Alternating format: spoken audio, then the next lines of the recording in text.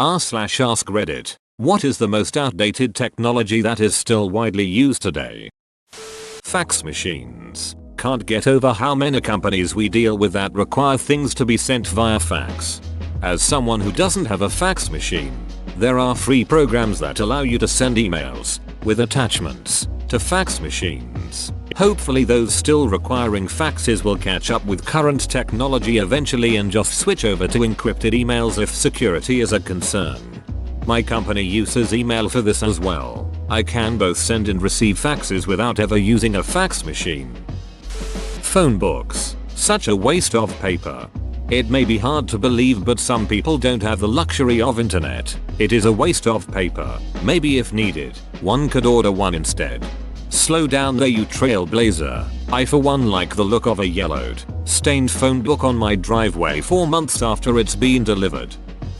The cigarette lighter outlets in cars. I don't believe replacing them with a wall-style outlet and a USB port is too far of a stretch.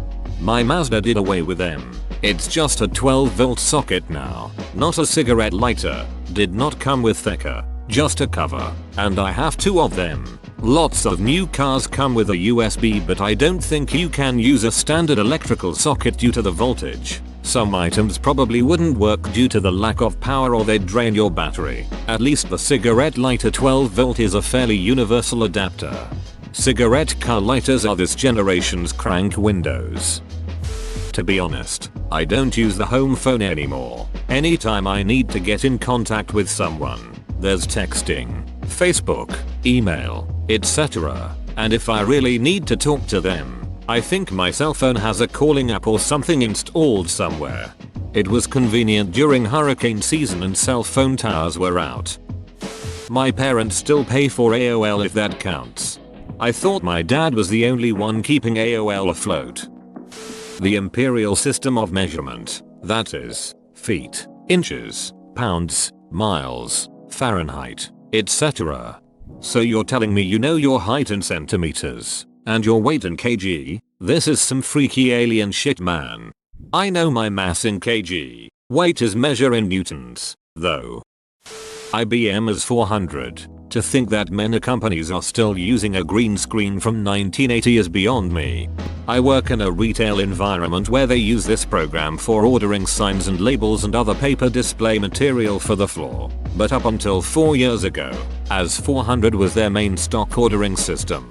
And don't get me started on trying to train my 17-18-year-old employees on how to use it. Now hit tab. No, you can't just hit backspace. Be careful how far forward you go. Or, at my last job we had something similar. Text terminal forms stuff. All of the upper management types loved it because everything is just where you want it and it's so simple. We deliberately created some Windows-based front ends to complete all of those users' most common tasks. So they didn't look at the terminal software for nearly a year. In the meantime, we continued our normal business of adding new features to the terminal software, tweaking it, making incremental improvements, etc. Fast forward to the end of that year and management basically could no longer use the terminal software because we changed it enough, and they'd forgotten enough, that it was a totally alien environment to them. At that point, the idea of moving towards a mouse-driven GUI with distinctive screens and a memorable workflow suddenly started to appeal to them.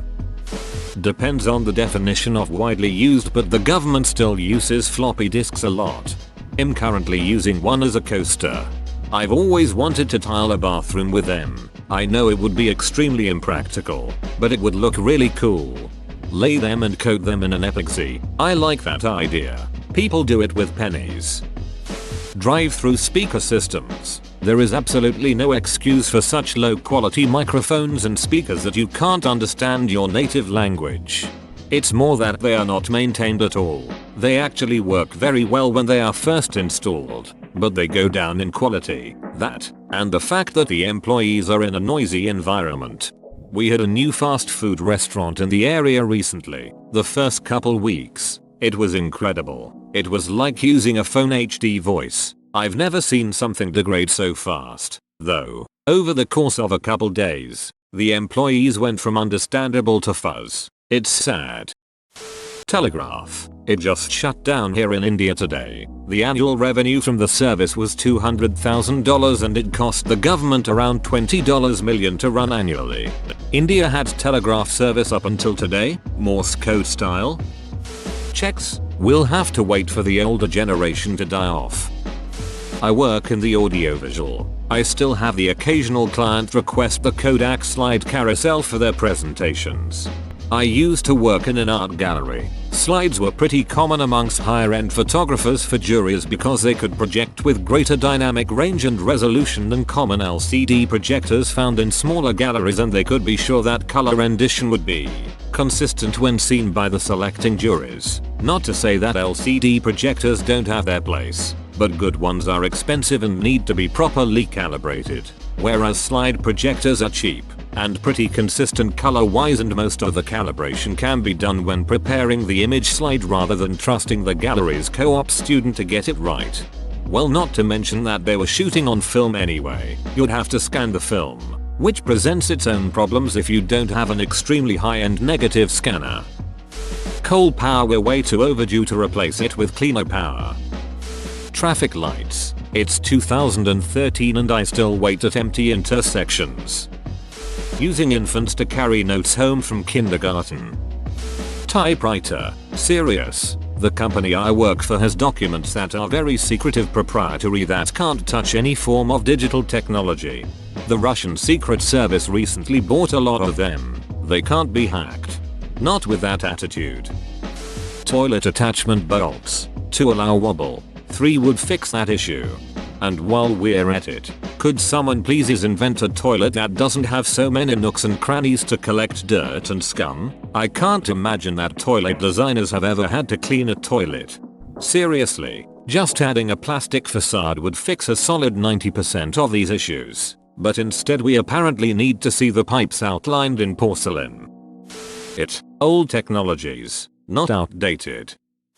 Banks. Why are you closed after 5 PM and on weekends? Because they don't care about us plebeians with a few bucks in some shitty savings account. A bank's main business is with other businesses who typically can send someone over during business hours to make deposits or take out new loans. The Ellis Island button hook the dentist uses to scrape your teeth. IPv4. It's finished in terms of capacity really, but it still underpins much of the internet. The transition is going to be a nightmare. It makes me sad thinking about all the games that won't work once we go IPv6. The textbook heavy, expensive and can't be updated. A science textbook should be updated annually. My son's middle school science textbook said that GPS was rare but becoming more common. Schools would save money using electronic readers rather than printing books out every 10 years. The ways computers and printers communicate with each other. Forgot to tell it that was just pages 1-3, not the entire 250 page document. Oh well, I didn't like trees anyway. I work at a bank and we all still use dot matrix printers. There are almost 25 locations, and honestly, I kind of like them. They never give a headache. They're the only printers that aren't from the wretched anus of Satan. Newspapers. Newspapers are definitely on their last leg. Probably won't be around in 20 or so years. They are having trouble staying profitable. The stories they print are outdated, and in some areas the writing is of laughable quality. And in most areas, not big cities, local coverage would be non-existent without them. The death of newspapers is probably inevitable, and it will be a real boon to corrupt local government. In my little town we still have several full-time reporters covering courts, government. Ad revenue for someone's website isn't going to duplicate that coverage anytime soon. I eagerly await reports of bloggers occasionally breaking big stories, well-funded big city news sites. Whoa, you made it to the end? You're a ducking beast. I'll cut you a deal. Smash like and subscribe for more curated content, bruh. It's free and that's a great price.